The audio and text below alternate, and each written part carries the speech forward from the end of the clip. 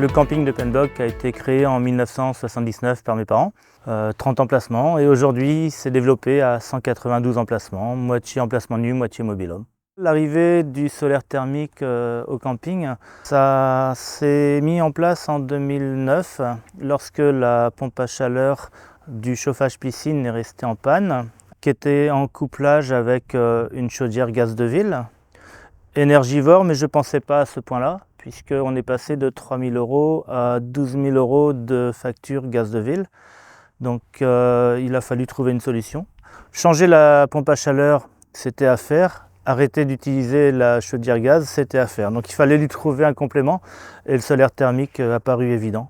On avait imaginé que la production solaire thermique était dédiée à la production d'eau chaude du sanitaire, douche et vaisselle essentiellement.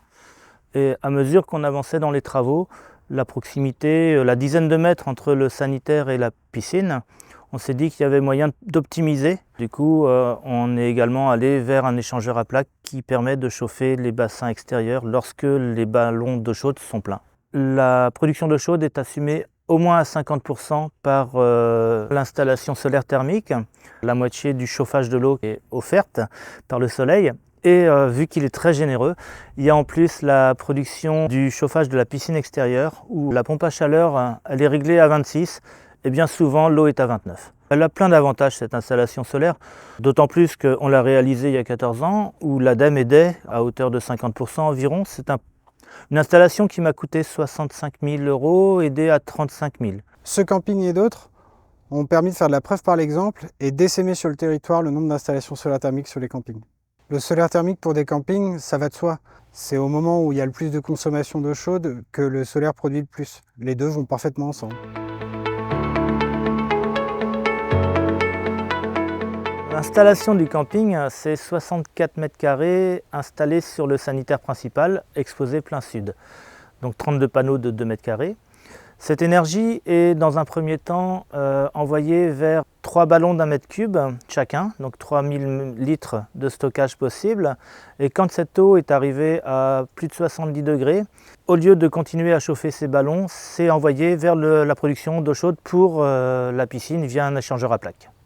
Le travail du dimensionnement pour le solaire thermique de Penbock a été facilité car le gérant suit ses consommations depuis 2001, ce qui permet d'avoir des valeurs exhaustives pour travailler le projet. Aujourd'hui connu sous le nom d'Optelios, le solariste qui a accompagné le camping l'a fait de la conception à la livraison et maintenant il assure le suivi de l'installation depuis plus de 12 ans. Le fait d'avoir installé ce solaire thermique, j'en suis content, très content. Sur le plan de l'utilisation, parce que c'est très simple et fiable, et sur le plan financier également. Le fait d'avoir une production gratuite, c'est une maîtrise complète de ses charges. Dans le cadre de la rénovation d'un bâtiment, on a les contraintes de l'existant. Si on est sur du neuf, vraiment pensez à mettre du fluide dans le sol, parce qu'à partir de là, vous pouvez chauffer votre bâtiment avec toutes les productions possibles, y compris le solaire thermique. Le bilan de cette opération est positif, ça a permis de faire de la preuve par l'exemple et du coup de structurer la filière au niveau régional et local.